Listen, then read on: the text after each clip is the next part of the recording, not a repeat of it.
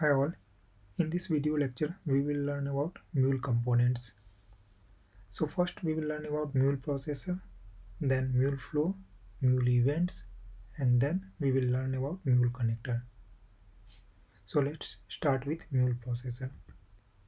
So once our Mule application will receive a message from message source, our Mule application will use one or more message processor to process that message. For example, we will use HTTP listener to receive message from source system. Then we will use set payload, set variable. We will use transformer. Then we will use either scatter gather. We can use choice condition. Okay. So in this way we will use multiple Mule processor to process our message inside Mule application. So in this way you can see here we can use transformer, filter, enrich. Okay. So we have multiple Mule processor. We'll see one by one. Okay, so we have categorized Mule processor in multiple category. For example, connector. So whenever we want to connect with any external system, at that time we will use Mule connector. So it can be HTTP connector, it can be file connector if we want to connect with any local file system, it can be FTP connector if you want to connect with any remote file system, it can be JMS connector if you want to connect with JMS system, it can be Salesforce connector, it can be Azure connector. So in this way we have multiple connector to connect with different heterogeneous system.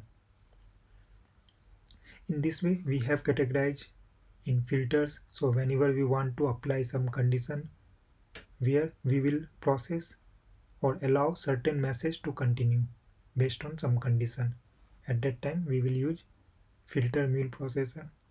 We have router, we have scopes. Inside scopes, we will wrap snippets of code to define fine-grained behavior within a flow. Okay.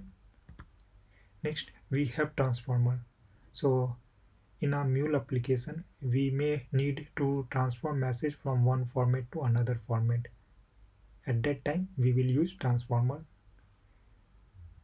We have exception strategies. So you can see here we have error handler, on error continue, on error propagate to handle error scenario. Then we have business event that capture data related to key performance indicator. So here you can see we have lots of Mule processor, batch aggregator, batch job, batch step for batch processing. We have scheduler, we have catch, we have flow for each, we have logger, we have flow reference to call one flow from another flow, we have logger to log any Mule message. Okay, so in this way we have lots of Mule processor to achieve our business requirement.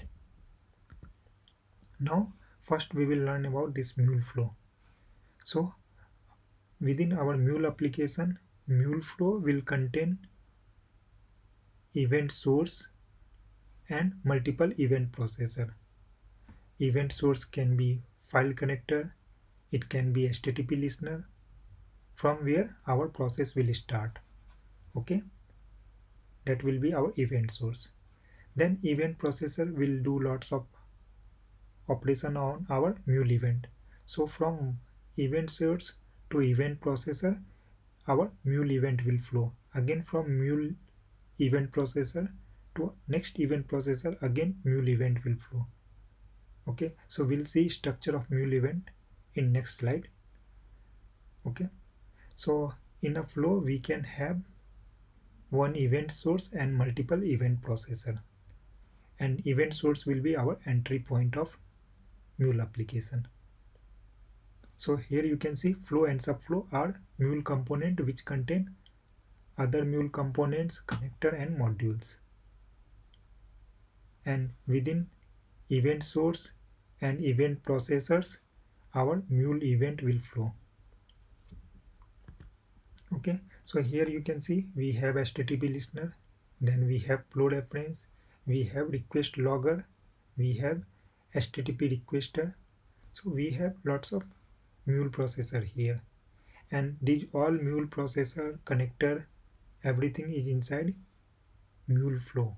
Okay, so within this Mule application we have this Mule flow. Next we will learn about Mule event. So as I told, from in between event source and event processors, our Mule event will flow. Okay, so what will be structure of this Mule event? You can see here. Inside Mule event we have Mule message and payload. Oh sorry, and variable. And this Mule message will contain two part again, attributes and payload. This attribute will contain all header, query parameter and URI params. And this payload will contain our request body. Okay, so if I want to access any attributes, payload and variable, then our syntax will be like this. If I want to access any particular query parameter, then syntax will be message dot attributes dot query params dot name of query parameter. Or if you want, you can access directly attributes dot query params dot name of query parameter. Similar way, you can access any URI parameter and header. Okay, so now if I want to access this payload, syntax will be message dot payload or directly payload. If I want to access any variable, then syntax will be where's dot name of variable. So in this way, using this syntax, we will able to process any Mule event. Okay, it can be any query parameter, it can be payload, it can be variable. Next, we will learn about this Mule connector. As I told, whenever we want to connect with any heterogeneous system from our Mule application, we will use Mule connector. It can be HTTP connector, file connector, FTP connector, JMS connector, Salesforce connector. Okay, so we have lots of connector to connect with heterogeneous system, or you can say external system. So in Mulesoft we have 200 plus connector. Okay, now advantage of Mule connector. So first advantage is any point connector are reusable extension. Okay, so we can reuse our connector in our Mule application. Reduce code complexity, because you can connect a Mule app to a target system without knowing all of the detail required to program the target system. Okay, only we will drag and drop connector and we will do configuration. We need not require to worry about target system programming and all. Okay, so we will just drag and drop our connector and we will configure, that's it. So it will reduce our code complexity.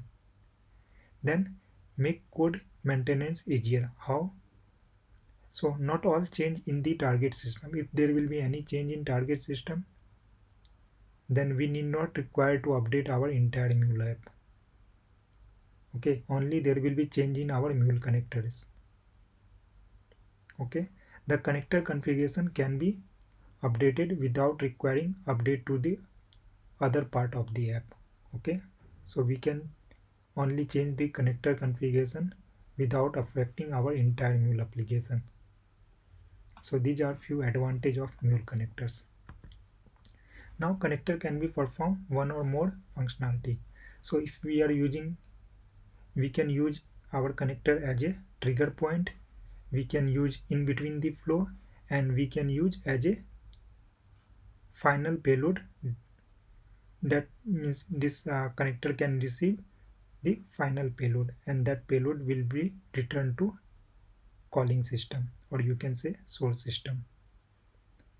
Okay, so our connector can perform multiple functionality.